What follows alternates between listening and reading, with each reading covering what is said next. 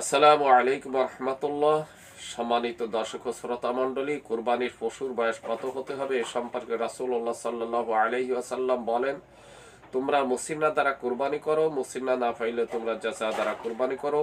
Bangladesh Islamic ফতোয়া বোর্ডের সংজ্ঞায় বলা হয়েছে উটের সে 5 বছর বয়সের বাচ্চা, গরু মহিষের 2 বছর বয়সের বাচ্চা, আর ছাগল ভেড়া দুম্বা মেশে 1 বছর বয়সের বাচ্চাকে মুসিন্না বলা হয়, এবং ছাগল ভেড়া দুম্বা মেষের 6 মাসের বাচ্চাকে জাজা বলা হয়।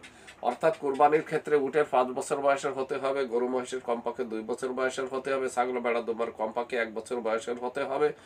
যদি এগুলো পাওয়া না যায় তাহলে ছাগল ভেড়া দুম্বা মেষের 6 মাসের বাচ্চা দিয়ে কুরবানি চলবে।